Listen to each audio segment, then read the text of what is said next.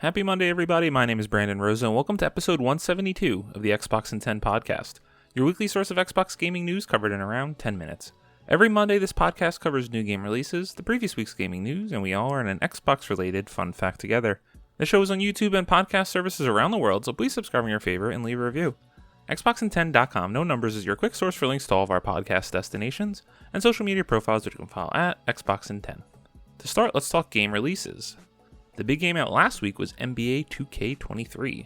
The games coming out this week include Little Orpheus, Isanzo, Nobody Saves the World, Frozen Hearth, Last Beat Enhanced, Cube 10th Anniversary, Devoured by Darkness, Family Man, You Suck at Parking, Despot's Game Dystopian Army Builder, Blind Fate, Edo no Yami, Wayward Strand, SBK 22, Plunder Panic, Amazing Chicken Adventures, and Knights and Guns. A new update for Xbox Game Pass has been released. You can now play Disney Dreamlight Valley on Cloud Console and PC, Opus Magnum on PC, Train Sim World 3 on console and PC. On September 13th, Ashes of the Singularity Escalation on PC, as well as DC Legends of Super Pets, The Adventures of Crypto and Ace on Cloud Console and PC. On September 14th, you can play You Suck at Parking on Cloud Console and PC. On September 15th, you can pick up Metal Hellsinger on PC and Xbox Series X and S, as well as Despot's Game on console and PC. Now on to last week's biggest news stories, and it's going to be a longer one as we have 9 to cover this week. Number 1, Ubisoft Forward September 22, everything announced. Evan Bankhurst at IGN writes, a brand new Ubisoft Forward has finally arrived, and alongside reveals from Mario Rabbids, Sparks of Hope, and Skull and Bones, it gave us a glimpse into the future of Assassin's Creed. From Assassin's Creed Infinity and its first game that will take us to feudal Japan, to the official reveal of Assassin's Creed Mirage, to the news that Trackmania will be headed to consoles, we've gathered all the biggest news from the latest Ubisoft Forward for you here. Assassin's Creed Infinity officially revealed with 2 new games, and one is set in feudal Japan. Ubisoft has officially revealed Assassin's Creed Infinity, a new platform and hub that will serve as the future of Assassin's Creed's franchise. Furthermore, Ubisoft shared that the first 2 games for the platform, one that will follow the life of a shinobi in feudal Japan, and another helmed by Watch Dogs Legion director Clint Hocking. Assassin's Creed Infinity is not a game itself, but a place where players will explore and jump into future entries. Beginning with feudal Japan game Assassin's Creed Codename Red. While not much was revealed about the second game, Assassin's Creed Codename Hex, it was revealed that it will be a very different type of Assassin's Creed game and may feature witchcraft. In addition to the single-player games, Ubisoft also shared that Assassin's Creed's multiplayer will return in some form, although it said details will come at a later date. Assassin's Creed Mirage is set in Baghdad 20 years before the events of Assassin's Creed Valhalla. Following its reveal last week, Assassin's Creed Mirage got its big reveal today at Ubisoft Forward, and was confirmed that this new adventure will take place in Baghdad 20 years before the events of Valhalla. It will star Basim Ibn Ishaq, and is designed to be a modern take on the original gameplay template for the earlier Assassin's Creed games. During development, the team at Ubisoft Bordeaux focused on the same 3 design pillars as the original Assassin's Creed game: stealth, parkour, and assassinations. Assassin's Creed Mirage will be released in 2023. Assassin's Creed Codename Jade is an open-world Assassin's Creed game for mobile devices. The Assassin's Creed franchise is getting a new mobile entry set in ancient China called Assassin's Creed Jade. According to Ubisoft, it will feature classic Assassin's Creed gameplay and will take place in an open world that was built to work well with the touch controls. In addition to sharing that Assassin's Creed Jade will let players create their own assassin protagonist for the first time ever in the series, Jade will also let players explore China in the year 215 BCE and even parkour across the Great Wall of China. Assassin's Creed Valhalla, the last chapter to tie up the loose ends of Ivor's story. Every update headed to Assassin's Creed Valhalla called The Last Chapter will tie up loose ends of Ivor's story. Mario plus Rabbids Spark of Hope will get post-launch content with Rayman. Alongside a brand new trailer showcasing the adorable chaotic gameplay, Ubisoft confirmed that Mario Rabbids Spark of Hope will be getting DLC, including one that will bring Rayman into the world of Mario plus Rabbids. Skull and Bones trailer shows off ship customization and the trading network called The Helm. Skull and Bones is set to finally set sail on November 8th, and this Ubisoft Forward revealed a new trailer focusing on ship customization, the in-game trading network known as The Helm, and much more. It was also confirmed that Skull and Bones will feature cross-platform play at launch. Trackmania is headed to consoles with cross-platform play and cross-progression. After years of being a PC exclusive, Ubisoft's Trackmania is finally headed to consoles in 2023, and it will include cross-play and cross-progression with its PC counterpart.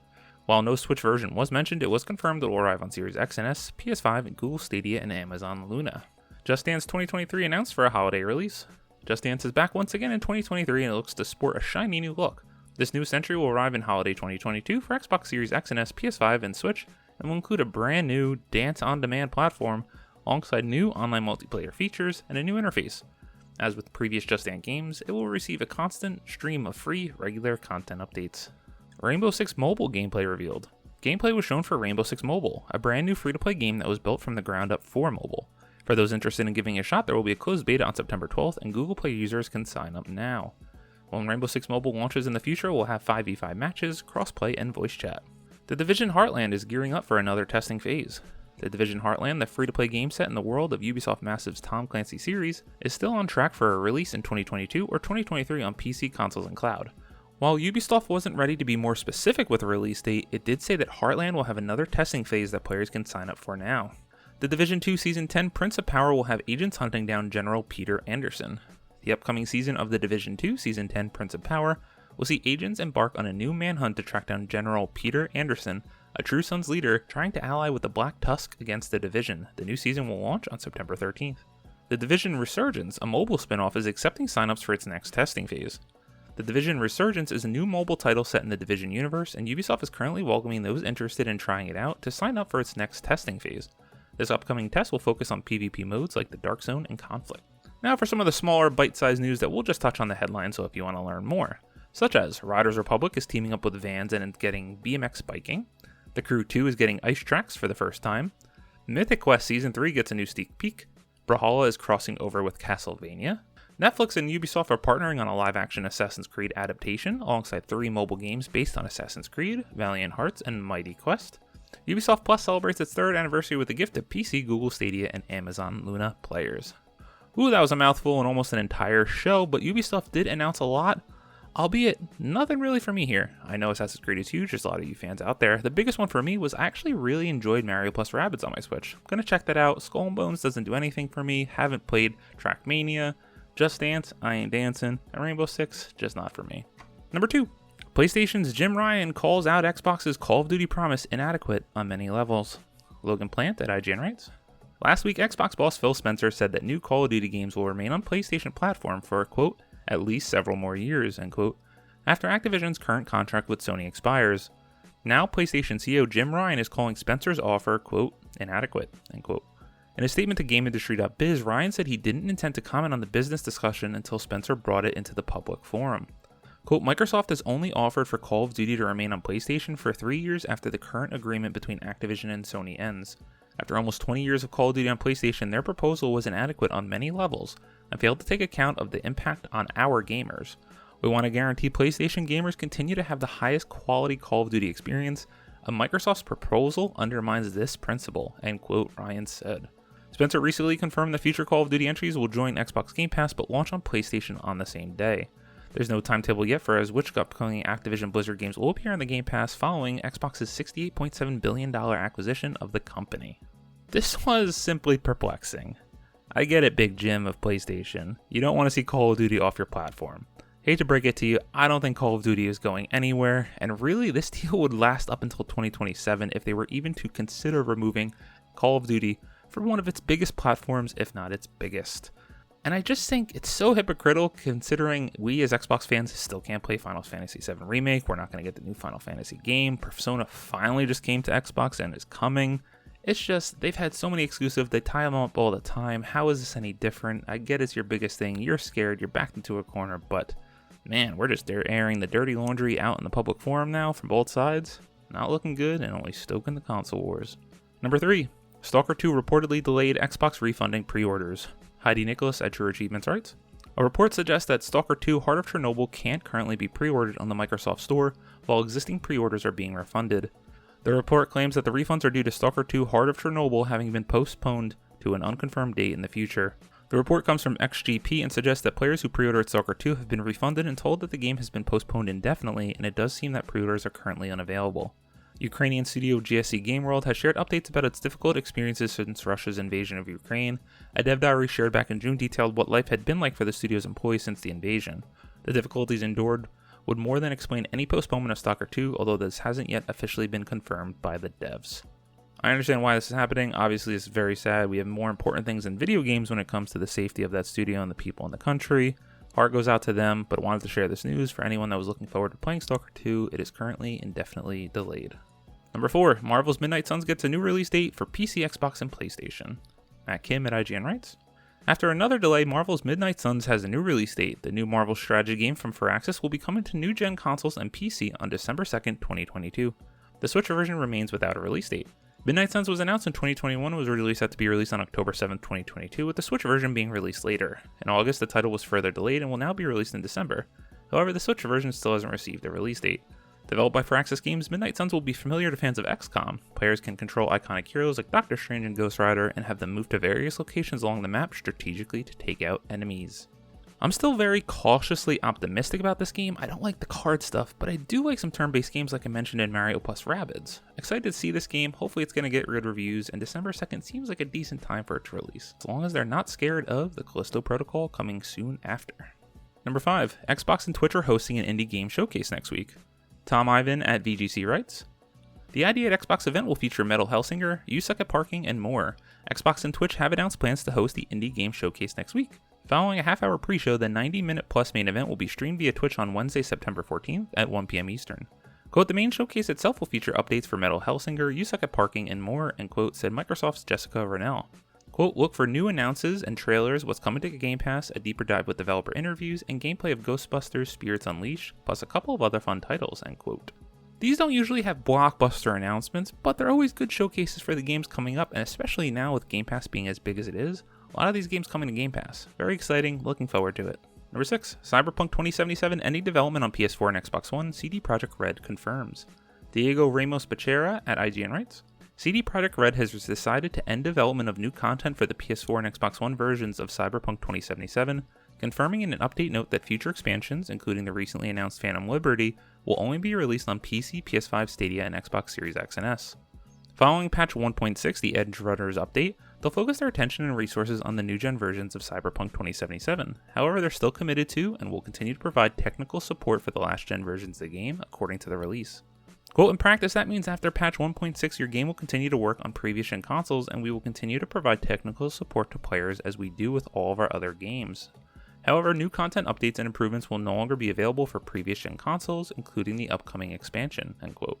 CD Projekt Red has stressed that though the decision to end the development of future content was a difficult decision, they chose to do so because they believe the scope of the expansion makes releasing it for previous-gen consoles technologically challenging without compromising player experience. This is exciting, and this is what they should have just done with the damn game from when it first released. Unfortunately, cancel the last-gen versions of the game, or just launch it on PC with next-gen consoles coming later. It sounds like they're finally getting this game into the good place they need it to, and I've been waiting to play it, so I think I'm going to wait for this DLC to come out so that they can work on it, patch it up, make sure it's in good condition, then I'll jump in, this whole game and this DLC that does look pretty good. Number 7, Xbox update adds Series X and S party chat noise suppression. Heidi Nicholas at True Achievements writes, a big part of the latest Xbox update is that it adds the party chat noise suppression feature for Xbox Series X and S consoles for the option of fewer unwanted noises and interruptions. The update, which arrives today, brings party chat noise suppression to Xbox Series X and S consoles to get rid of various unwanted background noises. The feature can also be turned off if you prefer. Quote, if you use party chat on your Xbox Series X and S console, you may notice fewer unwanted noises and interruptions than before, end quote, the Xbox team says. Quote, noise suppression helps remove noises like gamepad clicks, breathing, and background noise from your parties, end quote. If you want to turn this off to keep listening to background noises like music, you can do so by heading to options under parties and chats in the guide. This is exciting if it works, and I'm going to tell you why. I've done many a Destiny raid now with people online that I do not know. They might have fans blaring in the background, children screaming, all sorts of unwanted noises when you're trying to dial it in and take down a raid boss. I hope this works well and that many people take advantage. Number 8, Xbox Elite 2 controllers will be customizable in the Xbox Design Lab later this year. Tom Warren at The Verge writes, Microsoft is bringing its Xbox Elite 2 controllers to the company's Xbox Design Lab later this year. Xbox owners will be able to order custom color variants of the Xbox Elite 2 in the same way they currently can for existing Xbox Series S and X controllers. Co-player choice has always been at the core of the Elite series design philosophy. That's why we're also excited to announce that we will be bringing Elite Wireless Series 2 controllers to Xbox Design Lab later this holiday, end quote. Explains Daniel Ruiz, Senior Marketing Manager for Xbox Accessories. Quote, we'll have more details to share at a later date, end quote. The announcement that Xbox Elite 2 controllers are coming to Design Lab arrives just after Microsoft announces a more affordable Xbox Elite 2 Core controller. The Core model is priced at $129.99 but doesn't ship with the usual interchangeable components. These have to be purchased separately. Microsoft hasn't revealed all the color options that will be available for the Xbox Elite 2 controllers in the Design Lab, but a teaser video shows purple, pink, white, red, blue, orange, and green options. The core model ships in a new white option, so it's easy to imagine this becoming the standard Xbox Design Lab option without the interchangeable components. What a smart move by them, as Sony just released their quote elite controller, but they have not announced the price, and I was scared they were going to undercut Xboxes and make them look bad. However, this seems to be the best of both worlds with that core controller at $129.99, and then obviously the Design Lab. I'm scared for this, I'm excited for this. I never wanted to take advantage of the Xbox Design Lab controllers because I was spoiled with my Series 1 controller, then the Series 2. Can't play a console game without all the back buttons now. I know, it's me, but this is awesome, this is exciting. I love the options that we have as gamers on the Xbox platform. And number 9, an improved Xbox home screen is finally coming in 2023. Sean Carey at True Achievements writes, Microsoft is testing a brand new Xbox home screen that will roll out to all Xbox consoles in 2023. The UI improvements include a new jump back in row and make it easier to access apps such as settings and the Microsoft Store. The new Xbox Home UI is part of a multi-month series of experiments Microsoft is running so it can learn how to create a more personalized home experience and address some of the top trends and fan requests. These new changes are currently rolling out to a random subset of Xbox insiders, and the alpha skip ahead ring with the idea they'll be made available to all users in 2023 when Microsoft launches the new home experience in full. I wanted to highlight this as I guess I'm pretty nerdy about UI, and especially when it's done right. While I feel the Xbox current UI works very well, from the screenshots of this it looks like they're just going to touch it up just enough to make it even sweeter than it currently is. Check it out if you're interested. As always, we end our show with a fun fact about Xbox, and since we're talking about Ubisoft, many Ubisoft game releases on the Xbox hardware, let's do a little history lesson on them. So Ubisoft was founded on March 12th, 1986.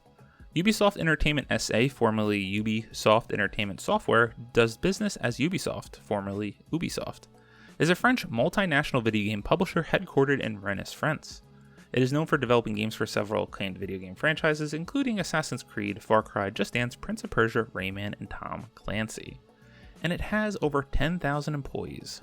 Obviously, Ubisoft has such a mark on Xbox. Many millions of people play Assassin's Creed, Just Dance, Prince of Persia, Rainbow Six. So, they're huge on Xbox. However, for me over the years, I've simply just waned off of Ubisoft games entirely, and I've tied more to EA. But that's just me. Thank you all for listening to the Xbox in 10 podcast, your weekly source of Xbox gaming news covered in around 10 minutes. If you like the show, please do me the favor. It's going to help grow the show, it's going to help me personally, and I'd really appreciate it. Share with your friends, more importantly, leave a review, it's going to help the podcast grow. And then follow on all social media at Xbox in 10. This past week, I have not done much time on my Xbox as I finally finished The Last of Us Part 1. The first Last of Us is my favorite game of all time. I'm so jealous for people experience this game for the first way in this format, as it just makes the game so much more impactful. The cinematics just hit that much harder with this fidelity. Love my time with it. My next game, I think, is going to be to finish up The Quarry on my Xbox, which I never finished, or replaying God of War on my PS5 in preparation for Ragnarok in a few months. My name is Brandon Rosa. You can follow me on Xbox at Rosa93. Hope you all have a great week. Stay safe and keep on gaming.